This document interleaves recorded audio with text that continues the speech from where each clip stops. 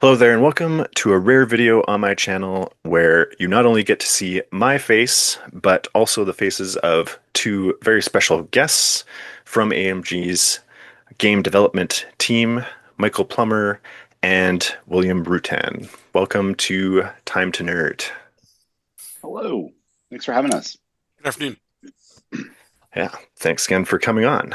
So, um, you guys have been on a couple of podcasts so far since Mini Stravaganza, so I'm going to try not to be too redundant for the sake of you guys and the viewers.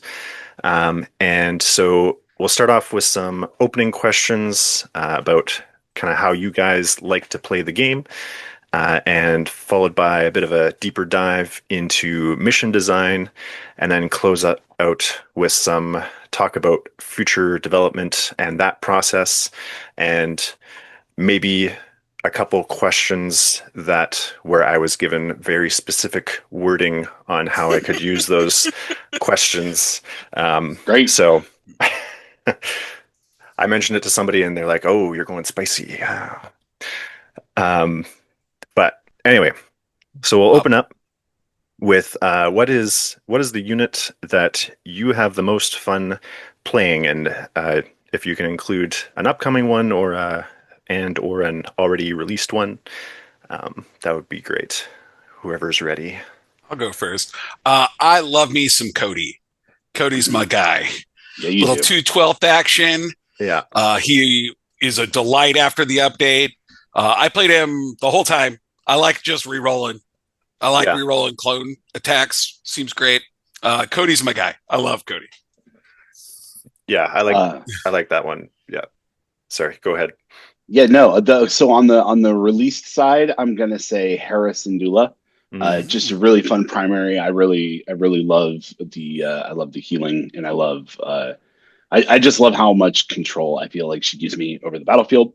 And then if we're gonna say something that is unreleased that I enjoy playing, it's Balin Skull with Shin Hati. Like the combination of the two, they just are very fun on the table, and I had a lot of fun testing them, and I can't wait for them to come out into the world. Yeah, there's definitely people are definitely doing as much kind of theory crafting as Mhm. possible with the information we've been given, for sure, for those guys. But yeah, circling back to the Cody one, definitely like when the game released, and people were not so hot on him, I was like, no, you move him up to like this spot, and then everybody's getting rerolls every attack all the time, and just blasting droids off the table. It's all over the place. So He still does it. It's still great. yeah, yeah, And rerolls are pretty rare. Like they're a yeah. little more common than they used to be for sure, but like hmm it's not common that you get to reroll dice. So yeah, Cody is Yeah, pretty strong. yeah. And I kind of came over, well, to Shatterpoint from the starter release, but coming from Imperial Assault, where Mhm. rerolls are much more common, and I Yep, was like, oh, hey, this is the one guy. He's got that's my guy. yeah. Are you generally more thematic players, or do you tend to like to experiment when it comes to list building?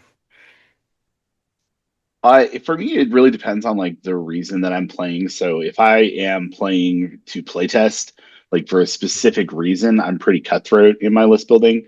Um, or if I were to go to a tournament, which it's not something I really do anymore, but I'm pretty sure I would be pretty mercenary in my decision making as to like hmm what is the most optimal decision.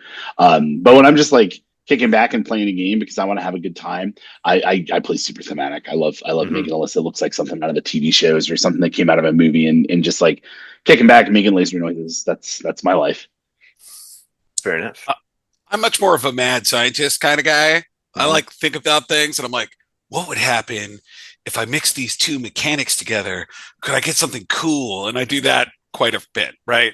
Yeah. So with the Balin, right? We talked about Balin. Like the first thing, what about Balin and Obi-Wan? Let's go, right? Like, let's go all in on a theme. Let's try something wild.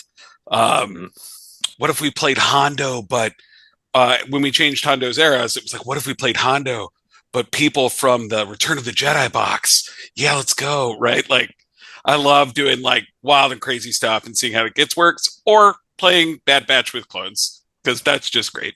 Right. Nice.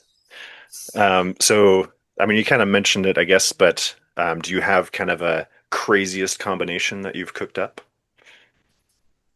That's a tough one. I don't know. I like kind of like playing Queen Padme with kind of anything Hmm. in Republic, because Royal Decree is just a very powerful ability, Yeah. and nothing like having your guys go to their back points very early in the game, because they're like, well, I'm going to Royal Decree them, then Rex them, and then they're going to go. Um, Hmm. I'm in your deployment zone. Yeah. How are you? Right. Yeah. Mhm.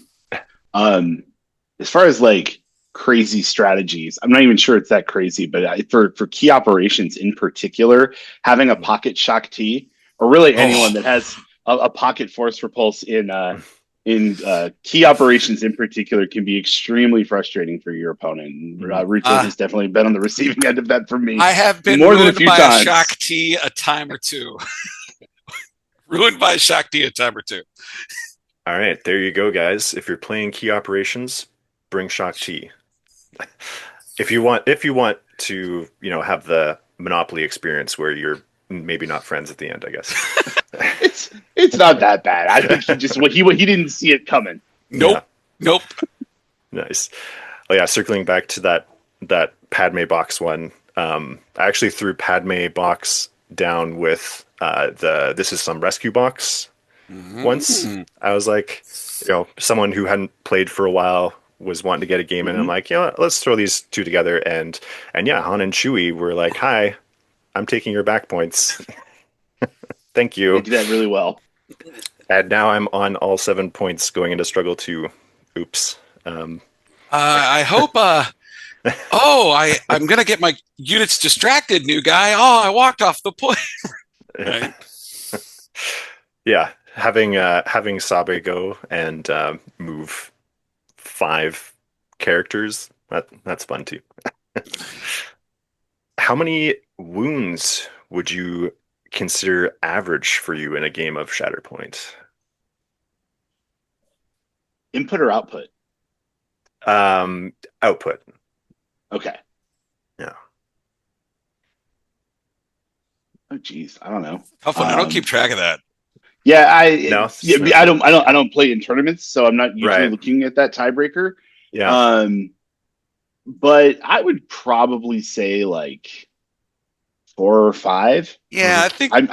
I'm usually playing a lot more like position oriented, trying to get shoves and make sure that I'm like holding board control more so than I'm trying to win that attrition battle.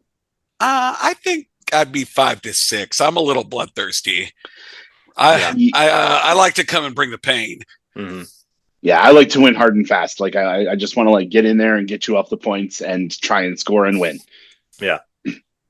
Yeah, fair enough. I think pre-update I was going like 3, sometimes 2, and then post was more like 3, 4 now, Mhm. um, which may be an adjustment to what I'm playing, but been doing a lot of Grand Inquisitor, so sometimes you little extra incentive to get that extra Gotta wound get that there. force refresh, man. It's Yeah, Yeah, delicious. he does get that value. yeah, for sure. All right, so moving on to kind of some organized play questions. Um, I guess when you used to playing tournaments, or if you do for other things, do you prefer to play with a top cut, or do you like full Swiss events? Uh, so I used to EO events Hmm. for many, many years before I worked for the company. And as an EO, I prefer top cuts because you can go get food. But I played in both. In the old days, we used to do full Swiss. I think top cut events are just more are better for folks with like busy lives, right? Playing a 14-hour day 6 round event is tough business, right? Like it's hard, and breaking it up into a couple days or just playing a top cut and playing some Hmm. games on the side if you want to do it has generally been better. Fair Uh, enough. for me, there's like a young man in my heart that lives for that like 14-hour grind marathon that just loves a full Swiss. It is there's just something about that long day and like trying to sneak out between rounds to like grab something to eat and then like coming back to your next game and like you have your miniatures and you have your sandwich and you're like eating during your opponent's turn. Like there's something about that magic and that it's like one continuous experience, right? It's like I start at the bottom and I end out either at the top or I get to go eat lunch because I scrubbed out. And like that's an experience. Whereas Top Cut is like it's almost like two experiences, right? Like the first you get there and it's stressful and it's like, did I make cut? Did I make cut? Okay, great, I made cut. Phew, I can breathe a little bit. Tomorrow's a new day. And that's a nice feeling like as a player to know that like, you're going into that second stretch and you've got a little bit of weight off your shoulders because it's a new day, made Hmm. Top Cut. Now I can focus on winning it out. That mental break is very nice to just Hmm. like stop for the day, go get some sleep, be a person. But part of me just wants to be the little game gremlin and play Swiss all through the night until it's over, and then like crown the winner. Yeah. Nice. Yeah, for our GTs, our first one we did in April, and it was 8 rounds full Swiss. Mhm. So 4 per day.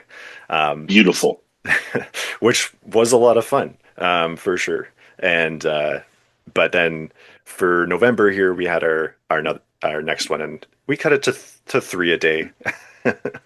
We had some more out of town people, but no, yeah, it's definitely fun. And um, I've been I will say I've been kept out of first by one struggle in full Swiss, and I've been Mhm. kept out of top cut by one struggle. When it was a top cut. So, that struggle. But all right. It's always going to happen. That's the Yeah. thing with tiebreakers. Is like they're there to break the tie, and it's gonna feel bad when the bad thing happens. Yeah. But there's always next time. Yeah. And also, like Exactly. when you make it in on tiebreakers and you feel great, right? Hmm. Like Yeah. the knife cuts both ways. Yeah, exactly. No, it added fuel to the fire for sure. All right. So have you guys tried any alternate organized play formats, or come up with any internally? Of course, these for the viewers, this is not, AMG official stuff that's going to be coming out or anything like that. But have you tried any different, I like anything other than like Showdown and Premiere kind of? we're always like playing with ideas and stuff internally. Mm, We can't talk about too much of it in too much detail because like some of it yeah. might see the light of day at some point. Um, but we're constantly playing with the idea of like what's a different format that we could use or that we could use at a convention event or something where someone's asking for like what's a different kind of term that we could run. Like a few years ago at Adepticon, they ran I think it was called Frenemies, and Right. there were some other formats and things like that. And like those are always really a lot of fun to mess with because like the base game is there to be sort of the core experience of what Shatterpoint is. And then that really exists in this space where it's like you need to be able to go to the game store and meet someone and you both have your Shatterpoint miniatures. And like, this is how we play the game. We can sit down, we can set this up, we can play our game and we can move on with our lives. And like, there's not going to be a lot of discussion about like, what are we doing? What are we not doing? Mhm. But when it's you and your buds, like if you decide that you want to play like only scoundrels. You can't play anything that doesn't have the scoundrel tag this weekend, or like we only want to have these tags. Like that's really fun. That's exciting. It's interesting, and maybe it shakes up like what you and your friends have been playing lately. If you follow like very closely what the meta choices are and what a lot of people are playing, like what's popular on Longshanks, sometimes you can just shake it up in that way. So like we have fun doing that stuff internally, and we have fun trying to like fit that into the sort of things that we build and throw out into the world. um, and then of course, we also do all of the like legendary encounters and key Key operations and operations. stuff like that. So like while it's not strictly like another organized play in the way that I think most people colloquially speak about it. I think that most people are talking about like tournament formats, but like that's definitely another way of playing the game that we have a lot of focus into, and we're constantly looking at new and exciting ways to do that, so that people have different ways to play with their miniatures and different ways to engage with the game. Yeah, one of the things that where a lot of my juice comes for organized play stuff is the Adepticon events that we run every year, right? We do a bunch of it's an organized play, right? Where they're playing in the leagues, and we've had one with the Force, which was incredible, right? We did Hero's Journey, which was incredible, and those types of events really we have a lot of fun making those kinds of things where we know that people are going to play them and they're going to play them in a structured way, but we get to the gloves come off, right? We don't have to be like, oh, we got to worry about these things and these things. It's just like make something super cool and enjoyable for people, and that's been a lot of fun. Yeah, it's nice just to kind of like riff off of what Rutan was talking about. I think part of the fun, like with the gloves coming off, is that there are certain types of events and formats and things that we know that people are going to play where we can kind of like let the balance off the rails a little bit, because the balance becomes less important than the spectacle, especially at one of these like big Adepticon events, like one with the Force or Hero's Journey. Like we had zip lines, Zip and lines. we had like barricades with Gatling blasters and stuff that you could unlock through the different cards that you got in telling your story. And like those things are not strictly balanced, because when we're thinking about making the game, we don't think that, well, we're not like, well, we got to make sure that Luke Skywalker can survive against the Gatling blaster in that niche format that existed at Adepticon 3 years ago. No, we're definitely very much thinking about like how cool would it be to have a bunker with a Gatling blaster that just like kind of pops out of nowhere, and then you jump on the zip line and fly away, like while you're at Adepticon playing games on a Saturday with your friends. So like, yeah, it's really fun to be able to just let balance go for a minute and like do the cool thing at the expense of nothing, because you're just there to have fun with this, but Yeah, still in an organized way. the zip line is like a particular one.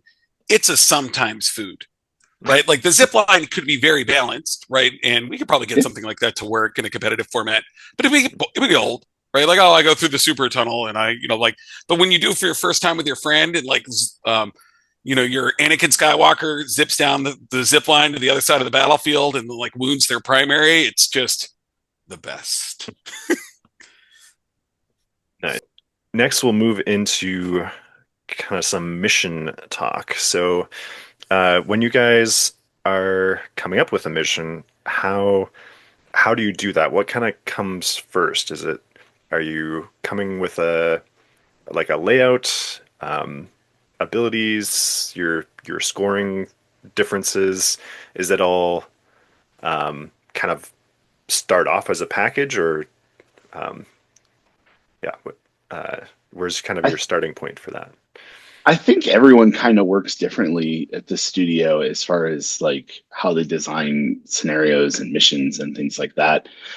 For myself, I usually just start off with some idea. I don't usually need to have like a I don't need to have an idea of what the core mechanic is going to be, or like how it's going to work even when I'm starting. I need some like flash in the pan idea of what is the general theme of what I'm trying to do. And it could be like the theme is grab and go, or the theme is we're surrounded, right? Just something like that. And then I usually start with a map layout, because specifically in Shatterpoint, there are some rules that we follow that we will not disclose here as to how we make those maps. And but we need to be very careful that we adhere to those, because if we don't, it is very bad. Um, uh, but we want to make sure that it's interesting, and that we can and that when we like create that layout, that we can create enough different I guess slides of the map that have different active objectives, if that makes sense. So like each different map is a slide. So as long as we have enough of those that are interesting, that there's enough change that we can like slot them together in such a way that it's not always the same ones on during the same struggle, and there's not too much chance the ones that are on, et cetera, are going to like all that. Like we need to make sure that all exists first. For me, I need to make sure that like the nuts and bolts, the skeleton of the actual battlefield works, and then from there I can layer on the sauce that is special rules and things that are going to make it kind of evoke the scenes that we want it to be. But Rutan probably works differently than I do, and probably I thinks that sounds unhinged. No. We complement each other. I like to start when I work on the mission packs of thinking about how can we change one of the core ideas of the mission pack, right? So shifting priorities is just great. It's got a great map. It's fast. It's got a good flow. It's very easy. Shifting priorities is fantastic. And so like I'll think, what's something that we can do different to kind of like change the narrative?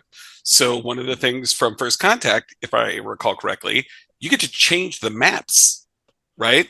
That's something like totally different, right? You get Yeah. to switch them around, and that changes the dynamic of how you come back and what you do, and that's like really cool. And then once you have like the this is like cool thing that we're going to do, right? Then you start working backwards to like, well, how do the map configurations come from when we want you to switch maps? Do we want them to switch a lot up and down? Do you want to side to side? Do you want them to invert across the y equals x, right? Like, what do you want to do there? You saw the slide for strategic positions at Mini Stravaganza, right? Like, it's like, well, what if there were 4 points instead of 3 points? And what if there were different Hmm. rules, right? And then once we have like one of those core ideas, we flesh out like, well, what's going on? What's the theme? Are we generals? Are we smugglers? Are we having a battle? Right? Like, is it a pitched fight and whatnot? And then we fill out the rest of the mechanics there to get the sauce, to get it to be interesting. Uh, as Plummer say, but I generally start with like, what is the thing?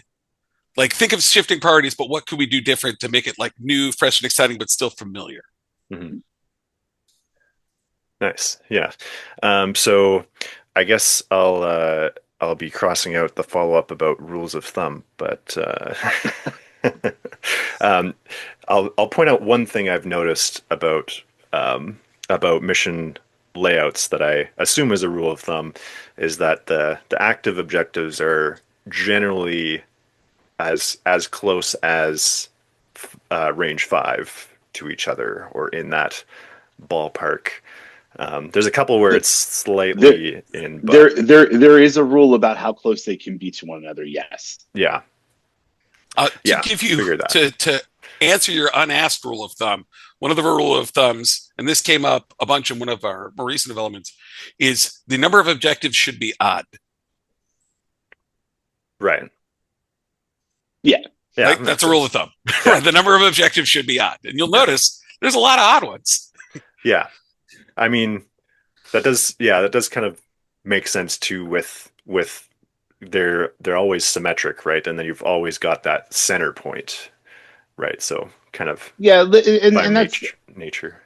yeah, like by nature, like you need to have an anchor for your action. Like wherever you put your active points is where there's the action is going to center around, and like having it be a place where that is central is usually good. Like the center of the battlefield. If you look at like any game, any scenario, the center of the board is generally active or it's just not. It's either the dead space and everything else is open, or the center is open and there's other places where you're not fighting. But so generally speaking, like being able to do some battle in the center of the table is a good place because most of the stuff is there. Yeah. And you can always decide how frequently that's active too, right? But Correct. just having it Yeah, and there like always. that like odd rule of thumb is now Rutan has opened the box. It's like it's not a hard and fast like that's you had some question here about I think you talked about like scoring like do how do we set up scoring like Mhm. the question of how do you set up scoring also dips into that question of like well how many objectives are there because if there's an even number of objectives then well one of them has to be worth more because you need to have something that like breaks the tie so it's not just like I'm hold two and Rutan holds two and then we Mhm. just stand here and keep the same score forever and one of us wins because we get there faster like there needs to be a way to make sure that you're scoring even faster because this one's extra important. That Mhm. is just a kind of like a core way of like making sure that conflict stays happening. Right. Although I guess technically first contact would be breaking that a little bit because it does have the Oh, four. it does, but then again, you could completely change the maps. You can say like, well, it's not these ones True. anymore, right? Like Right. so And something that's that yeah. like there needs to be a way to break that parity. Hmm. Yeah, and a reason to be moving around the map too, because that's definitely was a draw coming from the I'll say the first trilogy of missions with that priority objective as like constantly moving around, so you need to be constantly moving around rather than allowing things to get static, which is definitely a big draw for the game for me. Yeah, that's something that we definitely focus on, and Rutan's really good at this. Working on missions and key operations and legendary encounters and everything is the idea that like there's a place where the action hits and where it's happening, and then it moves, and then Hmm. it's somewhere else, and then it like there's this idea that like there's a hotbed of the action, but it's not always the same place. And sometimes maybe you get to determine where that is, and maybe sometimes you're just told where it is. Hmm. But it's going to happen, and that's exciting. That's what I think that's a big part of the excitement of Shatterpoint is not even like not of course the order deck is exciting because you don't know what you're going to activate next, but Hmm. you also don't necessarily know like what part of the board is going to be active. So like you'll be sitting there like, man, I really hope I pull Harrisindala. That'd be really great. And then the objectives move. You're like, I don't want to pull Harrisindala anymore. I want to pull someone else. And it's just another way that the dynamic of the game shifts. So yeah, I guess how dependent do you feel all those aspects kind of are on each other um, with the parts of the layouts and abilities and scoring? I think the whole package has to come together, right? Hmm. Like one of the things that we work on a bunch is to try to get it to happen where there's variation, right? Like different games are different, but they're not so wildly different that it's jarring or awkward, right? Like one of the things that we try very hard to happen is so that like when you flip a struggle card over, you're not like, oh, it's this particular. Well, I know what I'm doing, right? Like there's only Hmm. one way to win this struggle card, or there's like because that happens sometimes in games where you end up with like a very specific configuration, and we Hmm. do a lot of work to try to make sure that that's different, but a lot of pieces have to come together, right? Like Right. frequency, space, how fast things are, where we can put points, um, how fast we expect you to complete the mission. Like there's a lot of factors and they all matter. Hmm. This is a part of the reason why we have to lean on our totally awesome playtesters, right? Because they get the iterations high enough that we can check out, particularly with Shatterpoint, because the games can be so different. Hmm. Our playtesters really just give us enough information that we can really get those to be different but still familiar, right? Like I talked about that earlier. Right. Yeah, and there's a big bandwidth question in that like Rutan's 100% correct. It all needs to come together, right? And it's a lot Hmm. like baking a cake, right? You have all the ingredients and you put them together and you have to make a cake, and that means you can't have too much of any one thing because then you won't have enough room for the other ingredients to fit in the pan. Like everything has to be the right amount. And the difference is that you can kind of like swap, like you can't like swap the sugar for the flour in a cake and have it work out. But in a scenario, maybe you can. It's the question of bandwidth and how much complexity can you handle in any one section of what we're trying to do here. So like is the special rule that triggers when you draw your shatter point super complex and something you need to like really consider every step of the way? If so, maybe we can't do as much with the objectives doing something weird. But if the shatter point rule is pretty simple and something that's easy to remember, then maybe we can do something like really wild with objectives. Maybe they can move during your active turn, or maybe they can, explode when you roll too many failures. Like, you know, wild stuff, right? But Right. there's a cap on how much people can think about when they're playing a game and still play the game and like feel like they didn't get gotcha'd by the map, by the scenario, by like what's happening in the game world. So we try and make sure that the game is manageable to play but still Hmm. interesting. And so like where do you put that interest? Where do you put that complexity? That is going to vary from mission to mission, and hopefully that makes the game interesting. Yeah, that sounds good. Um, so for at one point, it might have been Adepticon interviews or previous mini extravaganza, but the first three missions were kind of referred to as a trilogy, and they have the priority roll mechanic. So we're now kind of in the second trilogy with First Contact and now strategic positions. Um, is there is there something that kind of defines this trilogy? Some kind of through line? I I think I think the through line is this is going to sound weird. The through line is that there's not necessarily a through line to these. The first trilogy, the first three that we made, we knew that we wanted to play with this idea of priority objective, and with each of these new missions that we're doing, we're definitely taking a very like skewed perspective, and not skewed, but like look at all the different facets of the game, like what is interesting and what's not, and trying to say like what is something that we haven't really looked at. Like I remember one of the questions in the development process, Pagani just turned over and looked at us and he said, what if the inactive objectives did something? And it was like this light bulb moment for the whole team to be like, oh yeah, we haven't done anything with that yet. That's really cool. So, something as small as that is saying like, what if the inactive objectives are like equally important to the active objectives, not from a scoring perspective, but from a like getting buffs perspective, from a controlling the game perspective? You need to make sure that you have people in other positions on the board. Like that's really neat. That's really interesting. What if you can completely change the map? Like what if it's not a question of like pushing your opponent off of that point? What if it's a matter of saying like that point's not on anymore? Like it's a different way of controlling the map. How can we look at it a different facet of the gem that is the game design, and how can we say like, look at this piece of Shatterpoint, look at this piece of Shatterpoint, look at this way of playing. Like there's a different way to win this. There's a different way to think about the game in this one. Plummer, I agree with him, like for the most part, right? Like the thing about this second group isn't that they have like a very subtle thing in common, which is there's a focus on how symmetry is broken. Right, so the priority objective breaks symmetry and helps you avoid ties and stagnate board states and changes what you need to do every turn.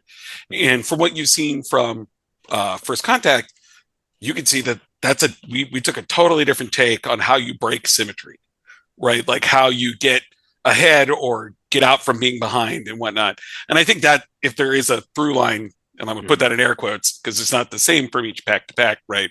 If there's a through line, it's that idea has been, we went deeper into that idea. How are we going to break symmetry? How are people going to change their relativistic position to each other in a game, right? And how does this scenario ask you to do different things to break that symmetry, right? Right. So yeah, my follow-up question, I'll word as more of a statement because it sounds like it's kind of what you're getting at, is that this trilogy is kind of more experimental and kind of um, looking for ways of expanding kind of the design space within the missions. I was gonna, Yeah, yeah. I think that's a pretty fair statement. I mean, the first three missions are they're a very solid ground from which to play the game. Like there are three of them, which is a pretty solid number to have available to you when you're thinking about like what you want to play. Or like we played that one last week. If you're not playing it, like if you're not playing in a tournament and you're not, strictly saying like this is my group, my strike team, and this is the mission that they bring with them. But like you're just playing a game, right?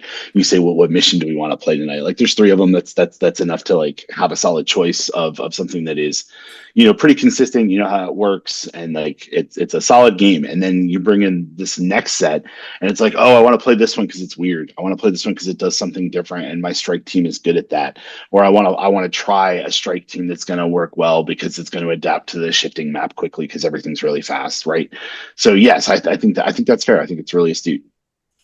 This is a question I just kind of thought of right now, so we'll see if you guys can answer it or not. But do you think as as we continue to get missions, do you think there will come a point where kind of like Marvel Crisis Protocol, where for organized play, it's like, okay, these are the missions that you can use now for, say, grand tournaments or whatever, or just kind of leave the doors open. We have 9 missions, but you can bring whatever you want, kind of thing. I think it's safe to say that mission rotations are definitely on the table. It's definitely something Hmm. that we would and will talk about in the future. As you start to hit like a critical mass of how many missions are available, it becomes a lot to think about Hmm. beyond beyond the even the level of like, oh, I played the game, but all nine missions? Are you bringing a strike team that can handle everything? Like that becomes a big ask for players, and specifically for new players or for players that are just kind of getting to the point where they want to play in a tournament. Like limiting the amount of knowledge that you need to get your foot in the door, I think is really important, especially in competitive play formats. And then for that to change and to shift occasionally, just to keep people on their toes. Yeah, I definitely think there's a world where we look at a rotation eventually. I don't think we're there yet, but it's definitely Yeah. something that we would do. Yeah, particularly for organized play for Premiere, um, having a curated experience that focuses on cool gameplay, decision making, playing with your cool miniatures, that kind of thing is our priority, right? Right. And I imagine that we're going to use and we're going to just let you play the missions until they start taking away from that due to their numeracy, Mhm. right? And so it's like, oh man, I want to play the tournament. I have to know. I don't remember what mission 17 is or what mission 6 is, or when it stops being about the cool miniatures, when the game stops being about like Luke and Leia and Padme and starts being all like, well, you gotta play this particular character because mission 7 is such a brutal thing, right? Mhm. Like then I think we might take a look at such a thing, right? But I agree with Yeah. Plummer completely. I don't think we're there yet, Yeah. right? Yeah. Fair enough. For sure. All right. So, uh, next one. This is the one of the ones that I'm gonna have to read word for word here. So, buckle in. Hold on, Uh, good to go. All right. When planning new squads like Delta Squad, does the process usually begin with AMG pitching ideas to Lucasfilm, or does Lucasfilm suggest specific characters that they'd like explored? How about you take this one, boss? Yeah, so honestly, the process for Rutan and I begins when shit gives us a piece of paper, which is not a piece of paper anymore because it's not like the 1980s. But when he hands down the Mhm. the directive, it's like you're gonna make this. But my understanding is that it's a fair mix of the two. The Our partners at LFL are we have a really good conversation with them. Obviously, we have meetings with them all the time. I think there's a weekly meeting. I'm not a part of it, but um, from my understanding, those are often, we bring ideas, we being the studio, will bring ideas of the things that we want to add in the future to the game because we think that they will add, something specific for gameplay or because we think it's cool or, it's something that we just want to have in the game or in the world of our game. Um, and then other times there'll be things that, there's this thing is coming and we get the opportunity to work on it, like the dual pack for Shatterpoint with the Obi-Wan and Darth Vader. Like that's something that we got to do because they were talking about the Obi-Wan show and we got the opportunity to do those and the Inquisitors from that. And that was really exciting. So there are both things happening here because we Mhm. have a direction that we want the game to go, and so if we know that we want to focus on some more Galactic Republic units, we might say like we want to make Galactic Republic units, we want to make these ones, and then they might say, okay, we'd really like to see this one and this one as well, and like it's a conversation. It's a if they don't want us to do something, we don't. If they have something that they want us to do, we usually do it because it's exciting. Like it's always cool to make cool Shatterpoint stuff, and yeah, it works both ways, right? We try and keep it a conversation, and we're really lucky to work with our partners over there. So it's a great experience. Nice. Anything to add there?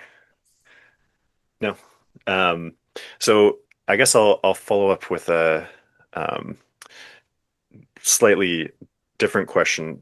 So, do you guys ever approach Schick with like I guess is it hey, I would like to explore this character, or do you ever go like, hey, I've got these ideas that I think would work really well for this character. Uh, Probably less often than you would think, but more often than he would like.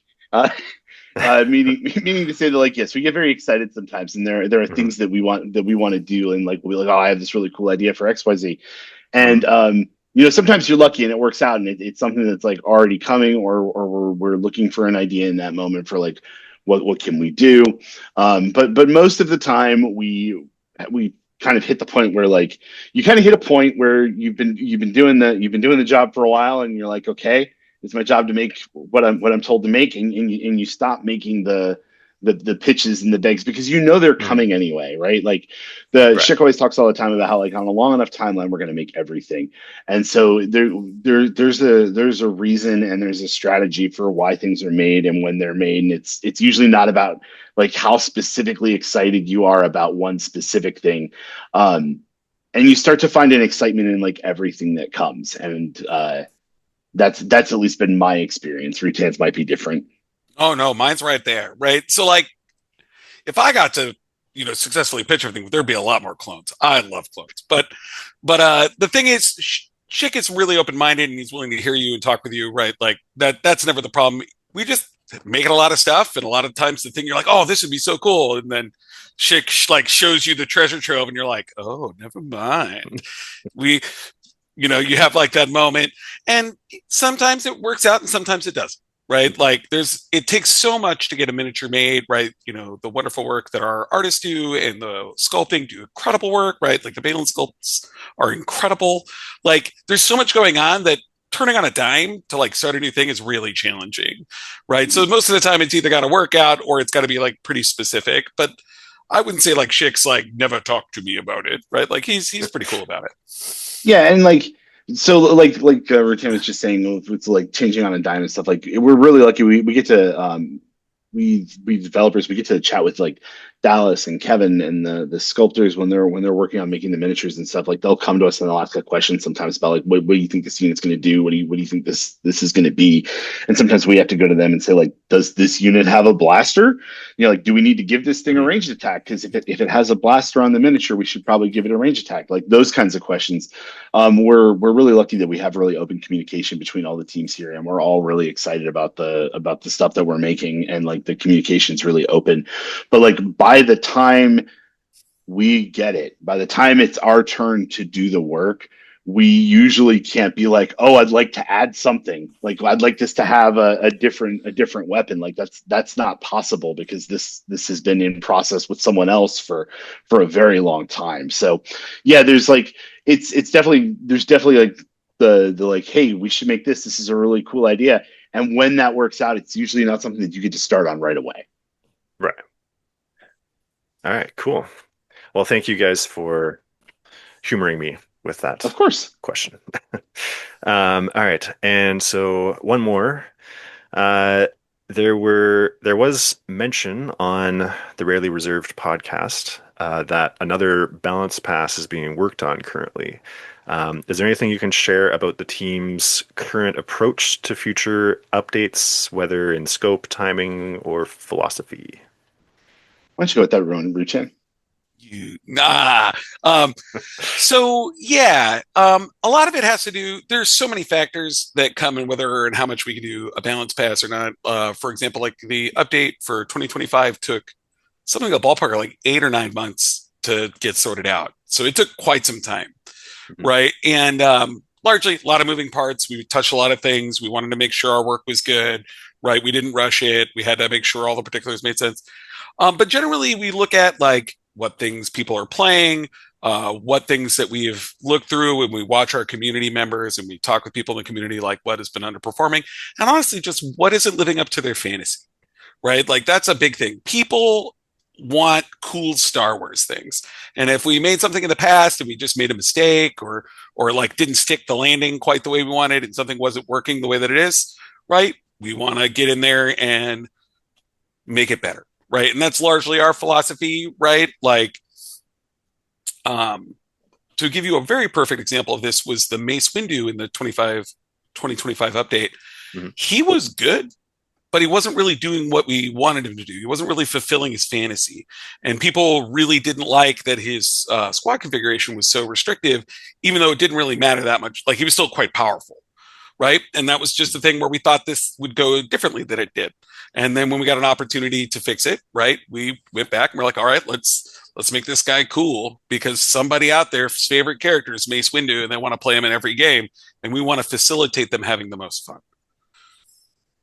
Yeah, and like everything Rutan said is absolutely true. I think that our philosophy with these kind of updates is that, we don't want to do like a full refresh of everything all the time. We don't want to Mhm. have a like every year all of the squad points change on everything, and it's a shit calls it shaking the snow globe. We're not trying to shake the snow globe with Shatterpoint.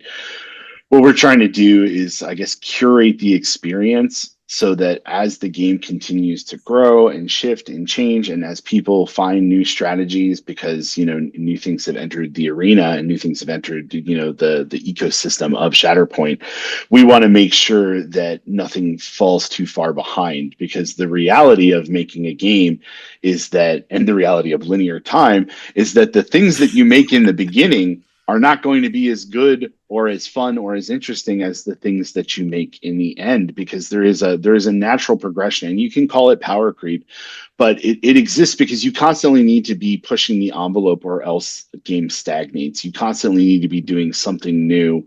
Like this miniature does something that no one else has ever done before. That in and of itself is a power creep, because this can do something that no one else could do. Like if there was a new chess piece that could like move in an S, like that's wild and weird and different, and that doesn't exist. But if it did, what would that mean? And that's what happens every time you put a new ability into the game.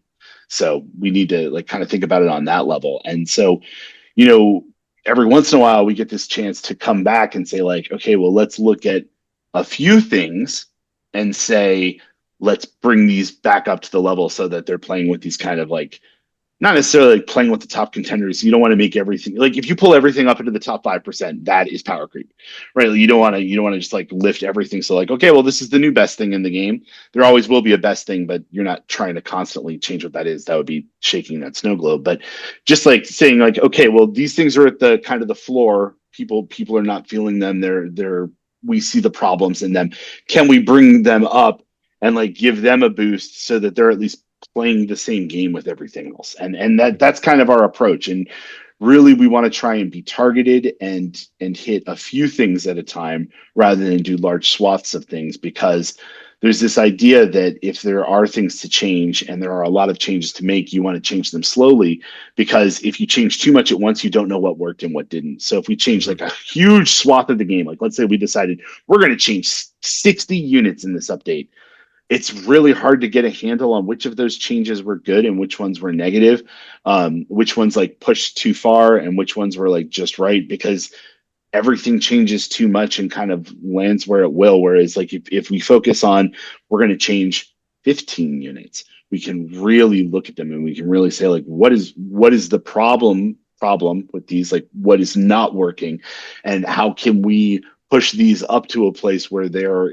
in the space where we want them to be, without either skyrocketing them and without changing so much about the game that people are in whiplash when the update comes. We don't want there to be like a whiplash update and then just as you're recovering from it, there's another one. We want to tweak the game so that it feels different, so that people get a relief of like the thing that they were playing didn't feel good, and now it feels good again, and everything feels right, and then things are going to change a little bit again, and the ecosystem will be a little different because now something else has changed a little bit, but you never feel like the board was wiped and you're back to square one, hopefully. Also, some of the changes have to do with us learning about what players of the game like best. Mhm. Uh, to give you a perfect concrete example from this, from update 2025, right, you'll notice that Anakin, Asajj Ventress, and the Grand Inquisitor's identities changed, right? And they became progressive, right? You get a little something, then you get a little more, then you get a little more. And we found that, like, while it would be totally balanced and totally fine to have it only work on one particular archetype of unit, right, which is how many of these abilities worked in the past, it was less fun. People want to get in there and feel good about doing their wounding on their characters that are meant to wound things. And so we were like, oh, well, that's a thing that we learned, right? Like it's not a balance thing as such, right? Like, but it's a thing that we learned Mhm. that our players, the people that enjoy our game, like it if it's a little more tiered, right? A little smoother of a curve. Mhm. And then we're like, oh, cool. So we'll fix these abilities that really don't conform to that should, right? And then we'll adjust that. And then some we don't because no, we like it exactly the way that it is, right? Like Bosch is more particular, right? Mhm. Um, Django is more particular. And it gives that a better experience. And sometimes units get folded in because of that, right? We know more, we've learned, right? We've seen how we had a good idea that happened in between when that unit came out and the update where we're like, oh, that would have solved this problem. We just didn't think of it at the time, right? Right. I guess that kind of comes back to our discussion about missions as well, where it's like over time now that we've got your kind of baseline trilogy of missions, now you guys can explore more, right? And so that's happening with the units as well. Oh yeah, all the time. And you, I mean, like I was saying before, you have to do that because people who play games want new units to do new things because it shifts the game. It makes the Mhm. game different. Like every time a new unit comes out, now there's something that can change everything, and that's exciting, and that's what makes miniatures games in particular like it's what makes them it's exciting. It's what makes them tick. 100%.